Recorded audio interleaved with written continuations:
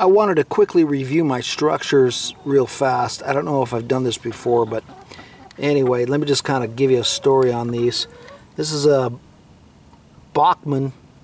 It was my first Bachmann piece of equipment. I think it was $9 at the time. I don't know, 25 years ago. Anyway, it's just sitting there. My water tower, scratch built. This was a piece that I just saw at a yard sale. It was a ceramic round stone building. I thought it was cool. It was like a quarter. I picked that up. I scratch built this right here. It's just a wooden little barn. I made it a Ralston Purina outlet. So this here is a cast iron building found on Highway 95. This guy was selling you know, these cast iron toys and things like that, and this was cast iron.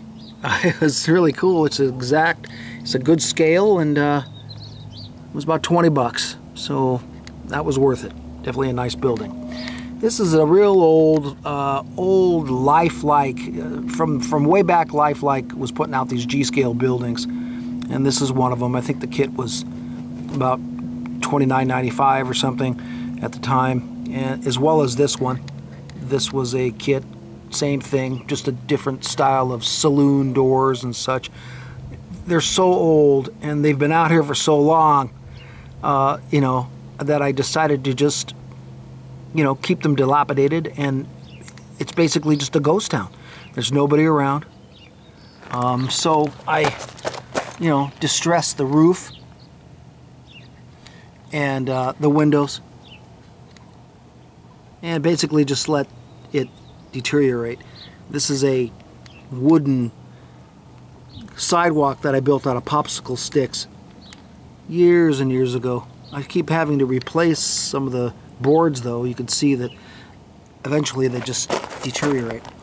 Here's a really nice warehouse, same thing, kind of an old Lifelike building, but I went ahead and added a lot of details. I had those old gas pumps, but everything was new when I put it on here. I mean, the wood was new, the barrels were new, you know, all this stuff was just new stuff. And as I left it out on the in the sun, it just kind of took on its own personality. But again, it's an abandoned town of Ghost Rock. Here's just an old wooden building that I built. It's a real estate building, acreage for sale. It's got a this roof is made of emery paper. Still holds up. Emery paper, incredible. It's held up for a decade. Here's an empty space where this used to sit. This is an old railroad tower, but it used to have a triangular roof and a ladder access and a porch and all that, but over the years it's too fragile. It's just been destroyed by the wind and the insects and all that. So I made a flat roof out of it. See, there's got a flat roof with an access hatch, and I just stuck it up there on the hill. That way it'll stay safe. And we'll come on down here to the station. This is the Ghost Rock station, made of plywood and other bits and pieces. The roof is made from 80-pound roofing paper that I cut and slit with scissors to simulate shingles. The wood itself has been is distressed and old, as you can see,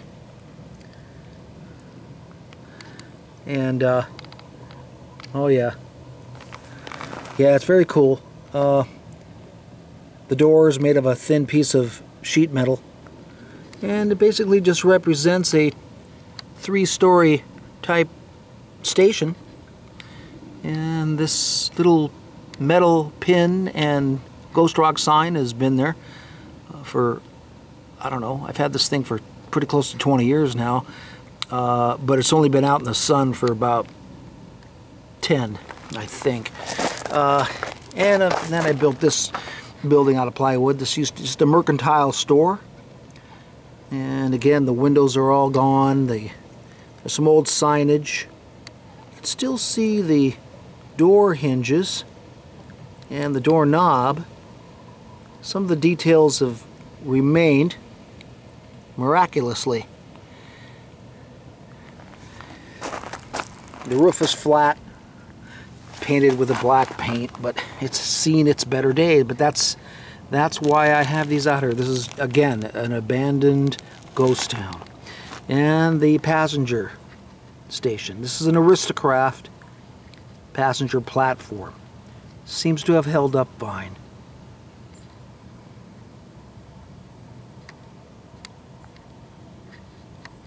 Can't get that focused in there.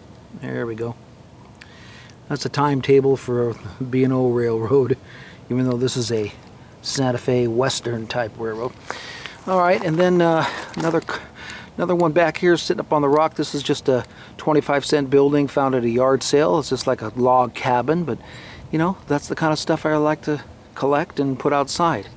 These were made by a friend of mine. His name is Norman Lord. He was the guy who helped me with the bridges. But he manufactured these buildings here on his own. And when he moved to Oregon, he gave them to me. They're just kind of like a industry type. And they're made of, you know, aluminum or sheet metal, steel actually, thin. And he's got a water wheel. But it's abandoned, of course. I repainted it to give it a little more, just make it to look better. The paint was all gone. This steel bridge. This steel bridge is from Bridge Works, I think. It might have been when they were making bridges. I don't know if it was Bridge Works or something else. But I got it when there was a man that passed away that lived here in town. He had G-scale trains and a big turntable and a bunch of other stuff. And I bought these bridges. That's 2 of them. I sold one, and I kept one for the railroad, and that was years ago as well. I got it for a song. But look what it's done. It's really weathered out nice. You know, rusted. You know, it was black, but I don't really want to paint it. I want to leave it like that. And right here is a truck that has left the building, or actually it left the road.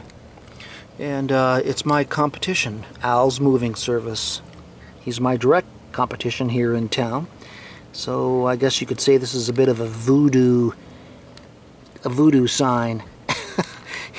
You know, here it is. His truck's in the wash and it's been rotting there for years. Just a joke, you know. And that's it. Then you see the bridge heading out of town. This video is getting a little lengthy, so I'm going to end it right here. Hope you enjoyed it, and that's it for now from the Ghost Rock and Western G-Scale Railroad outdoors in Arizona. Thanks for watching.